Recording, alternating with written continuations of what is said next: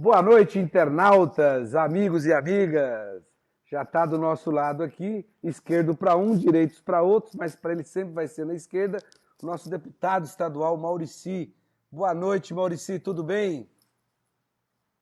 Boa noite, Hélio. Boa noite aos internautas que estão aí nos vendo, nos ouvindo, participando conosco dessa live. Seu público já cativo, não é verdade? Se você me permite, quero mandar um abraço especialíssimo para a minha mais longeva internauta, que é a Dona Odete. Opa, Um abraço aí, Dona Odete. Você quem sabe é, quem é, né? quem é a Dona Odete? Eu sei, mas o público nosso não sabe. É a mãe do Paulo Espalhafatos, 92 nosso anos, amigo é isso? comunicador. 92 Por anos? aí. Poxa, não é brincadeira. Está firme, falando contra, pedindo fora Bolsonaro. É, Um pouco incomodada com o confinamento aí, mas firme. firme. Um abraço para ela. Ô Maurício, começando por aí, essa história de fora Bolsonaro, o que você está achando? Eu acho, Hélio, que agora está virando uma questão de saúde pública. Eu não consigo mais entender como é que uma sociedade como a brasileira permite um presidente que é uma caricatura, né? Você vê o que ele anda fazendo? Eu não acredito. Você viu aquela história com os jornalistas da Folha de São Paulo? Cala a boca! É um absurdo aquilo. Aquilo não cabe numa nação civilizada, numa nação do século XXI. Não cabe na roupa de um presidente da República. Então, eu já acho que hoje, fora Bolsonaro, é a primeira palavra de ordem. Não é possível o Brasil continuar convivendo com uma figura caricata como essa na presidência da República. E eu, sinceramente, tenho a sensação, você vê, né? Muita gente fala, não, ele é um maluco. Outros que falam, não, ele mede tudo, é tudo muito bem pensado, cada atitude, cada ação. Eu já acho, hoje em dia, que ele é uma figura que se move pela vagabundagem, entendeu? Eu não vejo, sabe, trabalhar é muito difícil. Ronaldo do quê? Quem trabalha de verdade, quem Chama diretor estivesse de novo? cuidando da saúde da sociedade brasileira, para evitar esse descalabro que nós estamos passando, não teria tempo para fazer esse tipo de maluquice. Mas e você, o que acha? Acha que nós temos. A sociedade tem força hoje em dia, a sociedade brasileira, tem acúmulo de força suficiente para barrar esse tipo de maluquice na presidência da República? Maurício, eu concordo em número, gênero e grau com você. Eu acho que para o bem da saúde do povo brasileiro é fora Bolsonaro, não tem como. Eu sei que isso pode até abalar um pouco a questão democrática, entra ano, sai ano. Com a Dilma foi um golpe que a Dilma sofreu, né? Agora, fora Bolsonaro, ou é o Bolsonaro ou é a saúde da população brasileira. Hoje, andando, eu estou aqui em São Mateus hoje, vim fazer um trabalho, necessariamente tive que vir fazer, eu me espantei com a quantidade de gente, de pessoas na rua. Bom registrar que tem muita gente usando máscara já. Isso torna um pouco. Isso já demonstra um pouco mais de consciência da população. Mas o que o Bolsonaro fala, Maurício, repercute muito aqui embaixo. Porque as pessoas falam, se o presidente falou, por que eu não vou ficar aqui? Por que eu não vou abrir o comércio? Por que eu não vou. Enfim, porque ele está falando. As orientações estão confusas. E o presidente torna isso cada vez mais confuso. Né? Então eu tenho. Ele acaba sendo uma referência muito ruim, né, Hélio? Porque ele legitima um certo tipo de comportamento. É verdade. Hoje, por exemplo, você tá em São Mateus. Eu tive hoje, por uma situação muito especial também, eu tive que ir até a Zona Sul, até o Grajaú. E também, né? Muita gente na rua, tal. É evidente que as pessoas estão na rua porque não querendo imitar aí o dirigente da XP, né? Que estava falando que agora a situação vai melhorar para a Bolsa de Valores, porque a Covid está deixando as classes médias e altas indo para a periferia. Né? Isso, melhora só um pouquinho esse ângulo. Mas, Isso, perfeito, Maurício. Aí tá jóia. A gente já tem você por completo aqui na nossa live. então, nós sabemos que é muito difícil. A vida na periferia é muito dura na periferia da capital. A vida é muito difícil para quem mora num cômodo pequeno, com muita gente dentro, que tem que sair todo dia para ganhar o seu café da manhã, o seu almoço, correto? A vida é muito dura. E você simplesmente dizer para essa pessoa que fique em casa, sem oferecer a ela uma alternativa de renda, uma alternativa de trabalho, de perspectiva, é muito difícil mesmo. Agora, o exemplo do presidente não ajuda em nada, na verdade, ajuda em nada. E o que devia ter feito, você falou das máscaras, por exemplo. Nós já podíamos estar usando máscaras há muito mais tempo. As autoridades já podiam ter dado esse comando lá atrás. Quando esse bichinho, esse coronavírus, esse Covid-19, começou a pegar lá na Ásia, começou a entrar na Europa, a gente não está preocupado com isso. Nós estamos muito atrás. No fim das contas, você vê, nós estamos aí com 8 mil mortos, não é isso? Hoje chega a 8 mil mortos. E é um número que nós sabemos com muita subnotificação. Então é uma tendência que deve crescer muito agora ao longo do mês de maio. Essa semana nós já estamos o quê? Com o Maranhão, com o Pará e com o Ceará sob lockdown, não é isso? Uhum. Pernambuco e o Amazonas devem entrar também essa semana. Então, o mês de maio, tristemente, promete ser um mês muito difícil. E tem uma outra coisa, Maurici, que a gente tem acompanhado e tem, enfim, é a subnotificação, né? Porque você falou dos dados oficiais. Os dados oficiais que eu falar agora já não é mais oficial, infelizmente. 8.037 mortos para 121.778 infectados, casos de coronavírus, e uma subnotificação assustadora. Lembrar que na nossa live de quase um mês atrás, nós fizemos um debate aqui e falamos sobre a questão do desabastecimento, que não ia haver desabastecimento, Sim. você falou isso, você comentou sobre isso, pela experiência que você tem nessa questão, e realmente não teve, né, Maurici? Foi, né? Nós estamos tendo uma exploração das pessoas pelo custo que está o supermercado hoje com os produtos que estão lá, né? Então, agora nós estamos vendo a pandemia avançar para o interior, né? Vamos ver que efeito isso vai provocar, Hélio. Eu tenho um certo temor por conta disso. Não sei mais do que isso quanto tempo isso vai durar, né? O quão fundo essa pandemia vai pegar na sociedade brasileira. Então já não tenho mais a mesma opinião, já não sei não se essa situação perdurar, se nós não vamos ter problemas com o abastecimento, Hélio. Mais um drama que nós vamos ter que viver. Mas o governo tem estoque regulador, né? Isso você conhece bem. Como é que o governo não vai fazer nada, você acha? Então, não é bem verdade que tem estoque reguladores, porque a Conab não tem trabalhado com estoques reguladores desde o início do governo Bolsonaro, certo? O governo trocou essa política de abastecimento, então não é necessariamente verdadeiro que tem estoque de toda uma cesta de produtos básicos. Agora, eu estava me referindo ao hortifruti, né? Isso. Eu estava me referindo ao hortifruti. Agora, uma situação que nos favorece no sentido das commodities é a baixa do comércio exterior, né? Ou seja, tem menos demanda para os nossos produtos lá fora e o agronegócio tem tido um bom resultado. Isso joga a nosso favor do ponto de vista do abastecimento interno.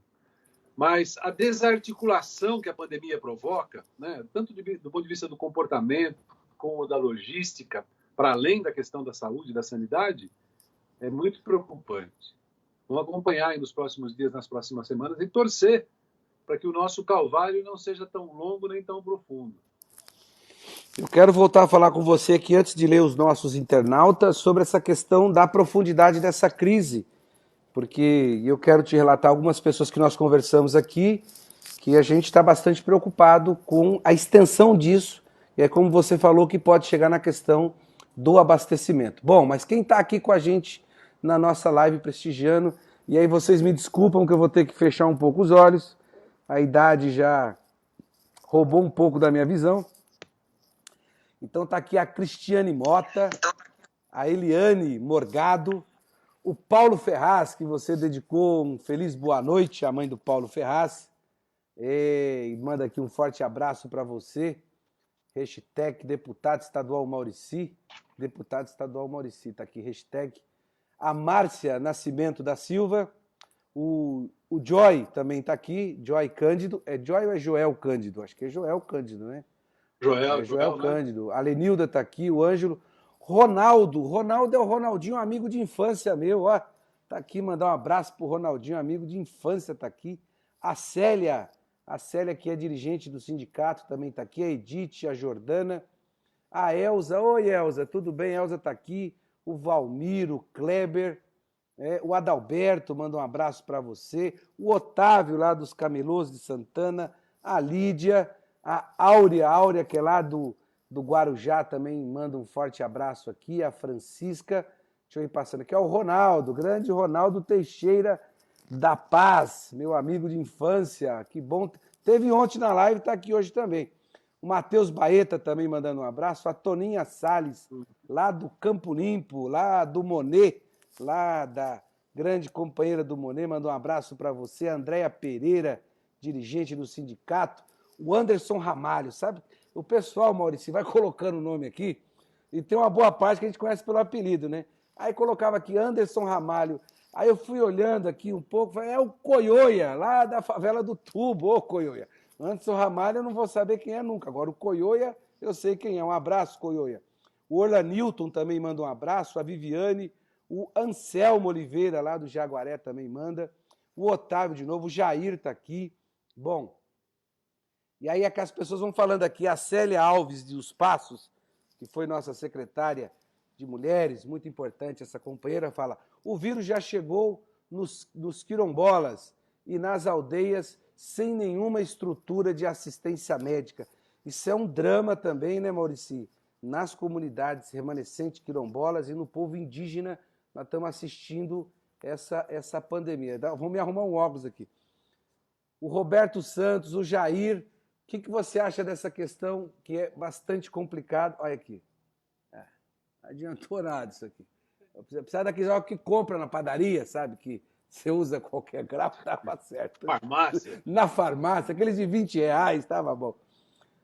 Ô, Maurício. R$ 20 faz tempo que você não compra, hein, Hélio? Faz tempo. Faz muito tempo. Se eu falar isso, o meu oftalmo vai brigar bastante comigo. Luiz Fernando já está te mandando um abraço aqui, andando. Grande Luiz Fernando. Tá aqui o Geraldo. Você sabe, Hélio, você sabe que na nossa live passada, quando você me deu a honra de participar aí com você, a Marcela Duarte me ajudou e a gente anotou todo mundo que fez perguntas e que a gente não conseguiu responder aqui no ar, e a gente mandou uma resposta individual para cada um. Maravilha. Mas, cara, é muita gente que vê a tua live, cara. Deu um trabalho danado que dessa vez eu já não vou nem prometer, porque eu não vou conseguir fazer isso. É muita gente que te vê aqui nesse teu programa, cara. Que legal, legal. Não é que eu te dei a honra, é o contrário aqui, ninguém. É você que deu a honra de estar aqui pela sua história, militância. E nós temos trazido aqui pessoas que sempre esteve no mesmo lado aqui. Aqui não é pessoa que titubeou para um lado e para o outro, não. Sempre teve o mesmo ponto, a mesma batida, a mesma visão de sociedade, que hoje, né, a gente vê a Miriam Leitão falando em gasto público, dá até uma dor aqui na coluna, aqui bem na espinha, né? Essa questão das populações quilombolas, Maurício, eu tenho visto o pessoal de Alcântara, que esse antigoverno, esse lamba-botas do governo norte-americano, cedendo a base de Alcântara e retirando populações quilombolas que são populações centenárias daquela região. Né?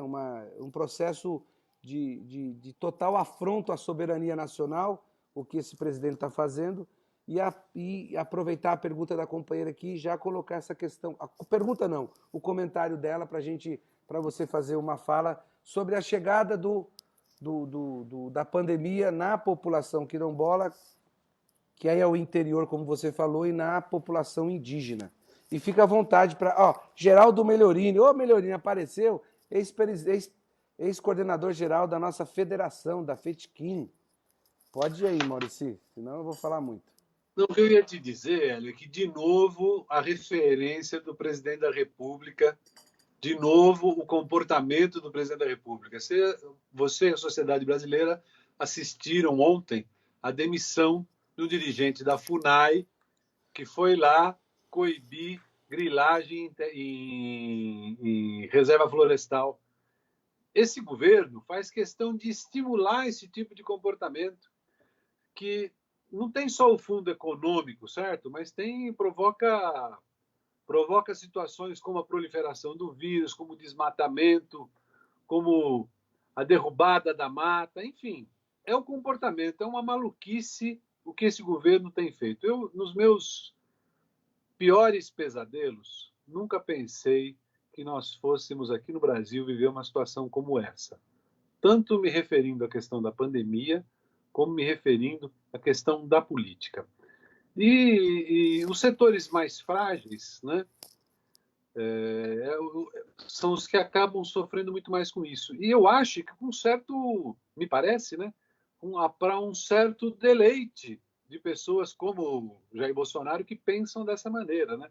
Me parece que esse vírus, do ponto de vista deles, é uma arma para ajudar a exterminar as pessoas não gratas na sociedade, na face do planeta que eles consideram. Então é isso. Eu acho que, como você falou no início, eu queria dizer, queria reforçar a questão do fora Bolsonaro hoje é uma questão que está na ordem do dia, porque é uma questão de proteção à à sociedade brasileira. Eu não sei se você prestou atenção em umas comparações que têm saído na imprensa nas últimas semanas sobre os números de contaminação e de óbitos da Argentina, por exemplo, em relação ao Brasil, ou de qualquer dos países da América Latina, né? Alguns como o Equador, mas, desculpe, sem nenhum demérito ao Equador, comparar uma sociedade complexa como a brasileira com a sociedade equatoriana não é uma coisa que me parece muito adequada.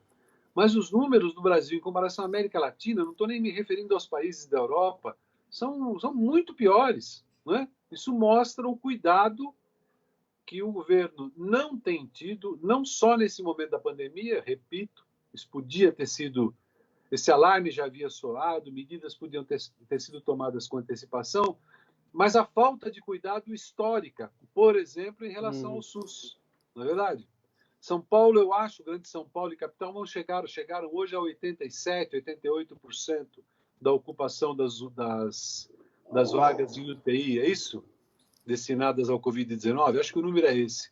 Se for esse, nós estamos muito próximo do esgotamento, não é verdade? E aí nós temos situações como o Hospital de Brasilândia, que podia ter sido entregue há muito tempo, lá próximo a Franco da Rocha, o Hospital de Mairiporã, que poderia ter sido entregue há muito tempo, o Hospital de Parelheiros, que já poderia estar a plenos vapores há muito mais tempo, não é? E que o Hospital Sorocabana, na Lapa, e outros tantos hospitais na capital, que eu acho que você pode falar com muito mais propriedade do que eu, que poderiam estar funcionando e poderiam estar dando muito mais estrutura à sociedade paulistana para enfrentar esse momento. A gente está pagando pela desarticulação do sistema público de saúde, que talvez a pandemia faça com que a população faça uma reflexão mais profunda do que tipo de modelo de sociedade que você quer. Né? Nós estamos com essa sociedade aí da meritocracia, que é uma baita de uma mentira, a gente sabe, mas a sociedade embarcou nessa, do individualismo, da competição, e aí você chega numa situação como essa. Tudo bem, eu conversei com várias pessoas aqui que falaram, mas ninguém estava preparado para uma pandemia. É verdade. Agora, uma coisa é estar preparado, outra coisa é saber como é que enfrenta essa pandemia. E aí o enfrentamento nosso está sendo um enfrentamento... O pior exemplo da face da Terra vem do governo desse país aqui. Né? Todas as críticas ao Dória, que está sendo extremamente injusto com os trabalhadores, com os servidores municipais, com aqueles terceirizados que ele mandou embora. Ele fala uma coisa, faz outra, né? Mas pelo menos ele está colocando um pouco de sanidade nesse processo, mantendo o afastamento social tão importante. Maurício, fica à vontade para você. Você está conseguindo ler as perguntas? Quando eu coloco o óculos de R$50 aqui da farmácia, 50, 60, consigo. Mas você vê, o Jair Bolsonaro está reabilitando a figura do João Dória, correto? Está reabilitando. Porque não é que o João Dória seja um grande administrador, um bom governador, alguém que tenha uma leitura completa da sociedade paulista. Não é isso. É que comparando a atuação dele com a atuação do presidente da República, ele é ele é um exemplo de gestor, correto? Agora, nós estamos falando agora do SUS e você há pouco tempo estava falando da questão dos gastos públicos, né? Você há pouco dizia que a pandemia talvez tenha o condão de fazer com que a sociedade brasileira reflita da importância de ter um sistema público de saúde, que possa ter o condão de fazer com que as autoridades e todas as camadas sociais tenham essa leitura da necessidade, da importância, da necessidade imperativa de se ter um serviço público de saúde democrático, gratuito e universal. Mas eu quero dizer para você o seguinte: você vai ver só agora, a hora que acabar, a hora que passar essa pandemia, ou pelo menos passar o momento mais agudo dela, eu vou dizer porque eu estou falando passar o momento mais agudo mais adiante, quando nós tivemos que redinamizar a economia para voltar ao crescimento, a criação de empregos, a circulação de mercadorias e de recursos, eles vão querer passar a pauta da privatização, vão votar com toda a carga nisso, dizendo que porque a economia está destroçada, é a pauta neoliberal que pode salvá-la. Eu não tenho a menor dúvida disso. Por isso é importante que a gente repita, que a gente insista, que a gente chame a atenção para essa questão. Ou seja, num momento crítico como esse, não é a iniciativa privada que vem em socorro da sociedade, é o Estado, né? E ainda timidamente, porque você vê que outros governos têm investido muito mais. Esse aqui, sob a desculpa da dívida pública, do mau gasto, tem investido muito menos. Agora, eu falava aqui do momento mais agudo e não da passagem definitiva dessa pandemia, porque eu acho que está ficando mais ou menos claro que essa foi a primeira pandemia dos tempos, digamos, modernos, aí nessas proporções, mas eu temo que não seja a última. Eu temo que esse fenômeno possa se repetir com alguma frequência daqui para frente. Daí reforçar ainda mais a importância da sociedade estar preparada para prevenir e para conter situações como essa no futuro, e não no futuro muito longo, não. Queira Deus que eu esteja errado, mas é o que eu estou sentindo que possa acontecer conosco. Eu vejo, Maurício, também que vai ter a disputa da narrativa, sim. Daqui a pouco o Paulo Guedes vai falar, olha, fizemos o que tinha que fazer, agora a gente tem que voltar à austeridade fiscal. A partir de segunda-feira agora, Maurício, nós vamos começar um mini curso aqui, uma live especial, segunda, quarta, 2 segundas e 2 quartas, e fechar numa próxima segunda-feira. Serão 5 lives de 1h30, um curso que é um mini curso que a gente preparou lá com o CESIT da Unicamp, a professora Marilane vai estar, e o Eduardo Faiani também nos ajudando nisso, para discutir tributação no Brasil. O que a gente tem de tributação e qual é o tipo de tributação que é a tributação mais justa para a classe trabalhadora. Porque nós temos que disputar, vamos ver se o Maurício retorna aqui, disputar diurna e noturnamente a narrativa da construção de uma sociedade diferente dessa que está pautada no projeto neoliberal, que há mais de 40 anos arrasa as políticas públicas, diminui o Estado, enriquece meia dúzia de oportunistas, está voltada ao sistema financeiro e, deixa eu ver se o Maurício, volta aqui, Maurício. Eu estou te ouvindo, só não estou conseguindo... O que aconteceu aí? Ó, agora sim. Você para de mexer aí, senão você vai... Viu? Eu tenho costume... Fala. Eu tenho o costume de mexer aqui também. Eu tenho o costume de mexer aqui também. Vira e mexe, eu tiro as pessoas, boto outras. Aí o pessoal fala, eu falo, não, foi sem querer. Não, mas se você faz isso, faz um favorzinho para mim, tira o Bolsonaro. Eu estou tentando, é só ele aparecer na frente, mas não vai ter dúvida. Então, eu tô... Mas você falou... parei aqui para ver... Pode falar. Não, eu parei aqui para ver uma questão que uma internauta, sua habituê das suas lives, coloca aí, dizendo o seguinte, que o inimigo não é só o vírus invisível. O inimigo é também as péssimas condições de vida em que vive o cidadão e a cidadã brasileira. E ela tem razão. É essa combinação perigosa que faz com que a pandemia grace, não é verdade? Ganhe uma dimensão tão grande na sociedade brasileira. Não é só o vírus, não. O vírus é um inimigo importante, mas as condições em que a nossa sociedade, as pessoas no Brasil vivem, é um aliado poderoso do vírus. Mas continua aí, por favor. Não, eu acho que é isso, a gente disputar essa narrativa, para de apertar aí, disputar essa narrativa, você entendeu? É a construção política nossa. Eu acho que nós fazemos várias reflexões ao longo da história, não só do Partido dos Trabalhadores, mas ao longo da nossa militância. Aonde é que nós erramos? Não é que nós erramos, onde é que nós deixamos de ser mais atuante? Na construção da narrativa. É isso. Construir a narrativa é fazer formação. Se você tiver tempo e paciência, nós vamos fazer esse curso online para discutir a posição dos trabalhadores que defendem uma sociedade mais justa e igualitária, quem é que tem que ser tributado nesse país. Porque o cara que tem um carro popular paga IPVA e o cara tem um helicóptero, tem uma lancha e não paga IPVA. Que sociedade que é essa? Né? Então não queremos Você discutir. falou bem. Você falou bem, assim, eu gosto de citar sempre um exemplo, que é a história do imposto de renda, não é verdade? Quem é um acionista, quem recebe como renda dividendos, não paga imposto de renda. Já quem é assalariado, que recebe salário, que é uma remuneração pela venda da sua força de trabalho, salário não é renda, já dizia Franco Montoro.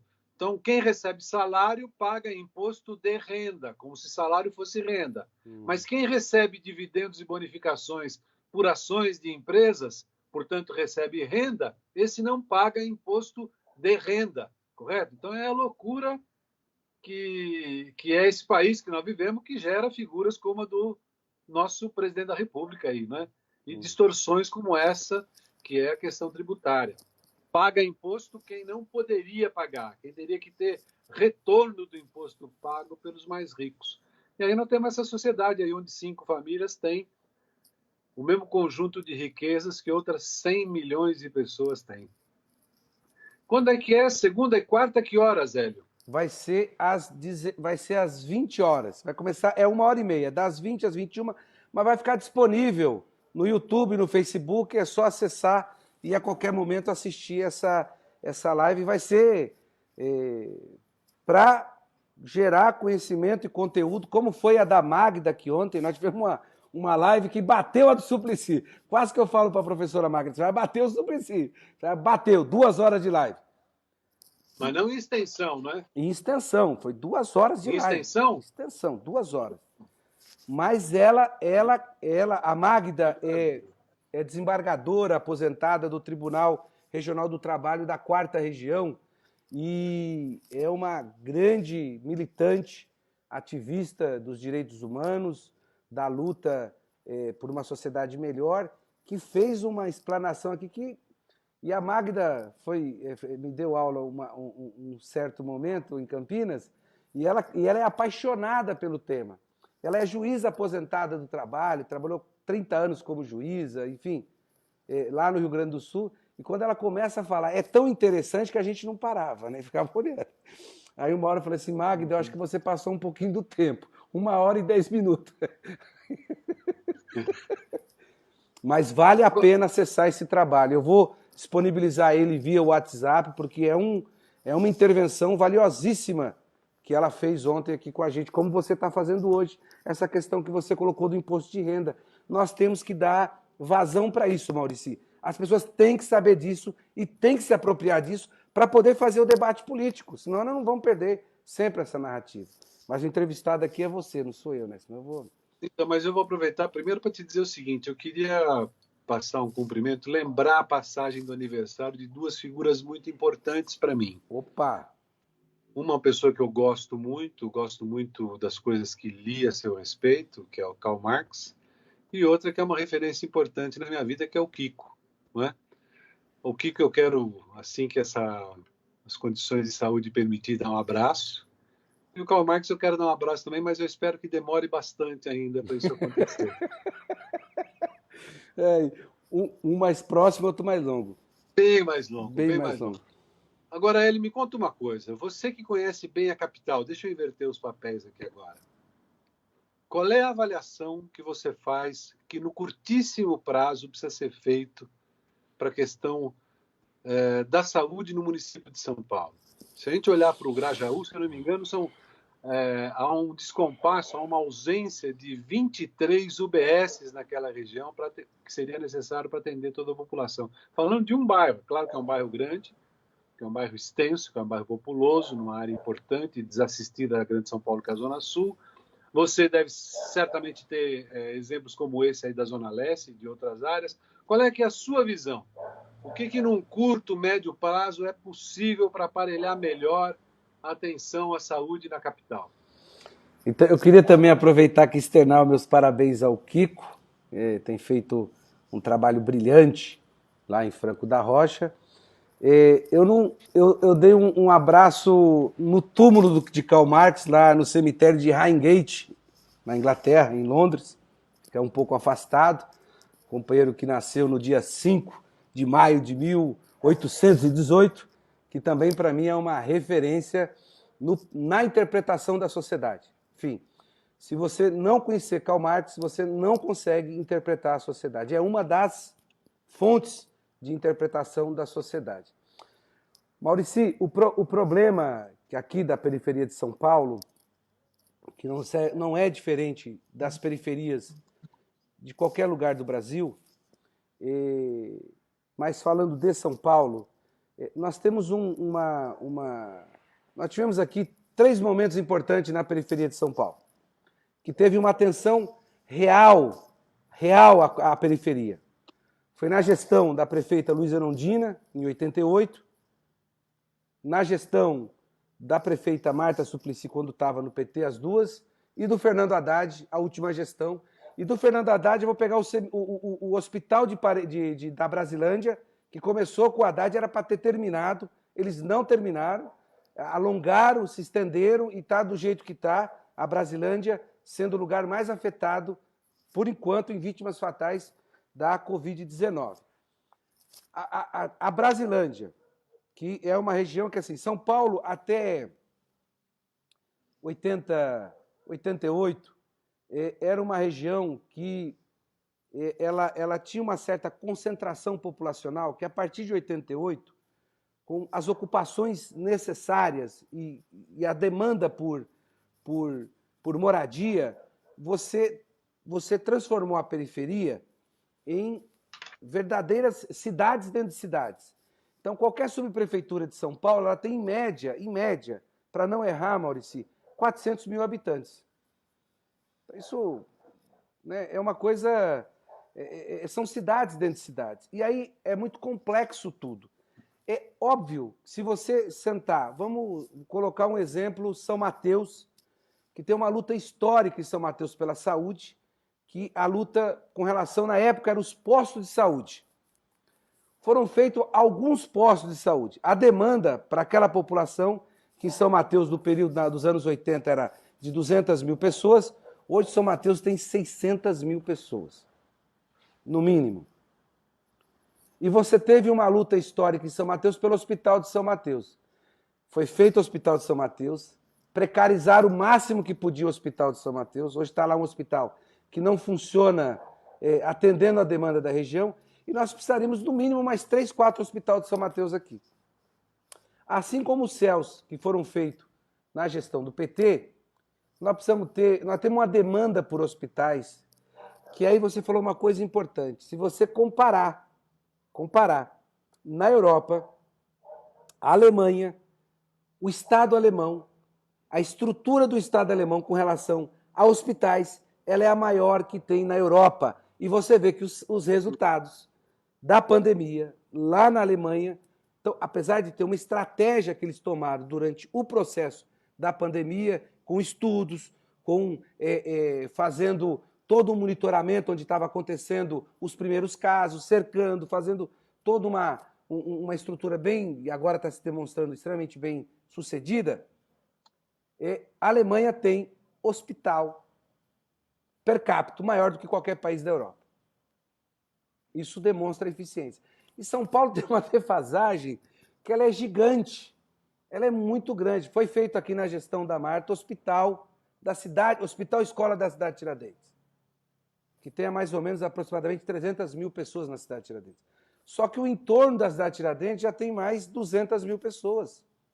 Então nós temos uma defasagem de estrutura, de aparelhos do Estado, e as OS demonstraram total falência de poder articular esse sistema, então ele demonstra que ele tem que ser público.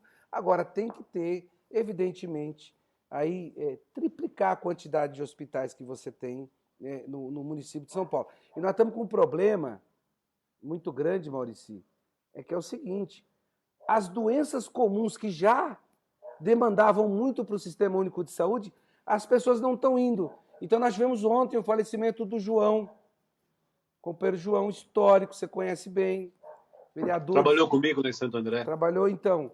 O João faleceu ontem, foi sepultado ontem, né?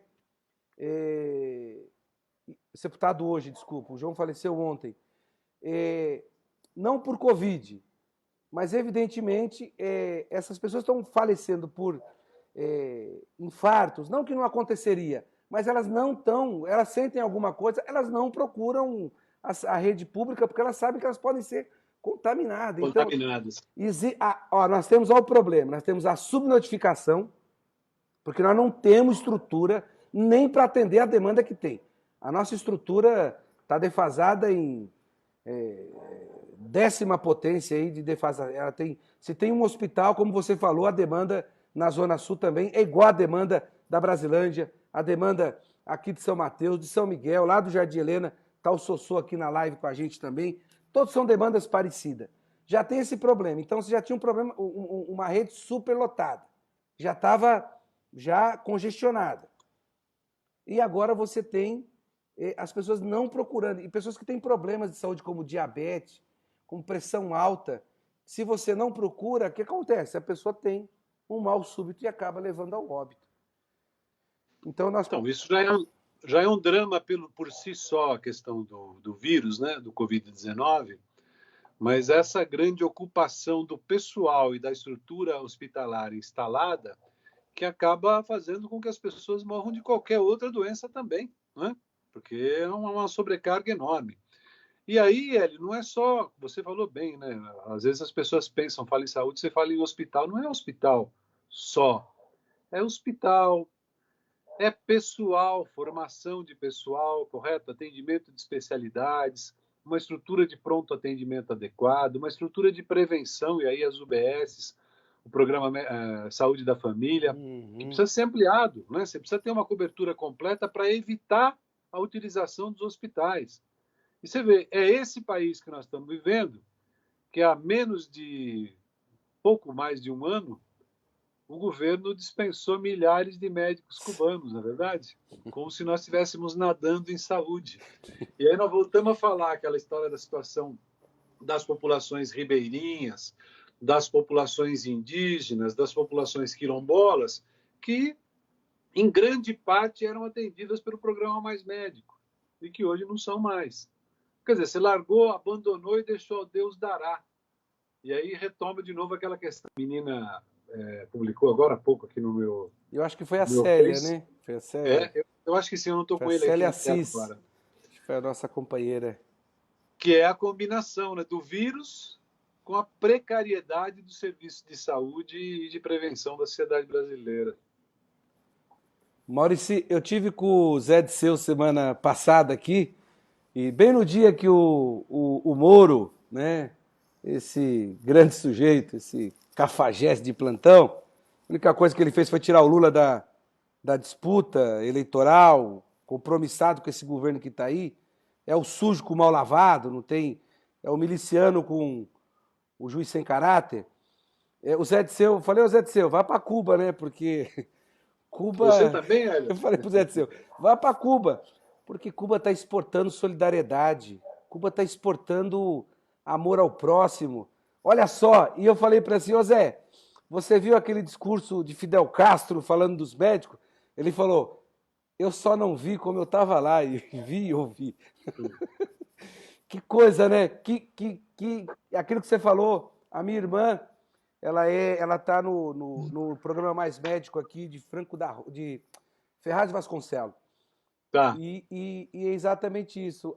Esse governo subalterno aos interesses norte-americanos, esse lambibotas do governo norte-americano e os filhos e ele articulado com a milícia ali dos Estados Unidos, quer dizer, do Rio de Janeiro, os milicianos, então uma turma de milicianos,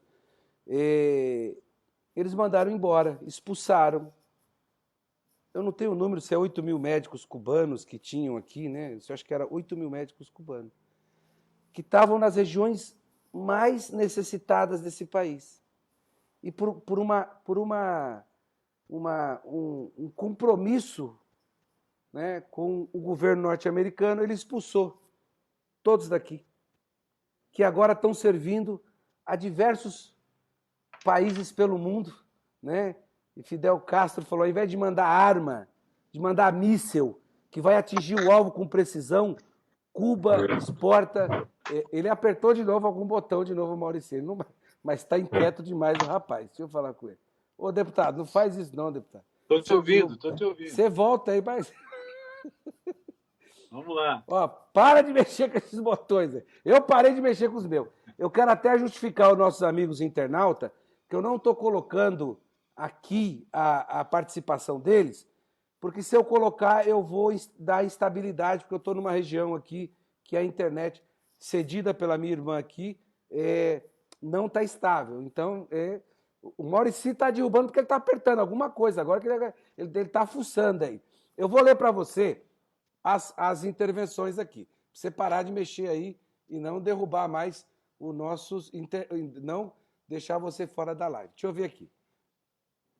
A Márcia Nascimento, deixa eu ver quem faz pergunta aqui para a gente poder dialogar um pouco com os nossos internautas, que é o que você quer fazer aqui. Deixa eu ver aqui, passei pelo Ronaldo Baeta, agora eu vou colocar os óculos emprestados aqui. Isso funciona mesmo, hein?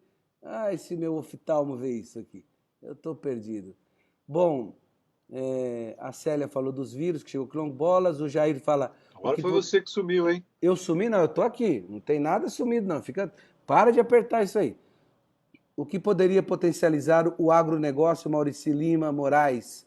O que poderia potencializar o agronegócio? Bom, o Roberto manda um boa noite.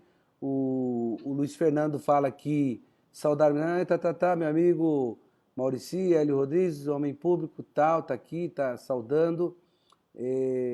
O Melhorini, deixa eu ver aqui, quem teve pergunta aqui, pessoal mandando um abraço, saudando o Maurici. Caeiras manda um abraço, isso aqui é o Idário Costa. Caeiras manda um abraço para o pai do melhor prefeito de todos os tempos de Franco da Rocha. Tá vendo? Esse aqui é o Idário Costa, você deve conhecer.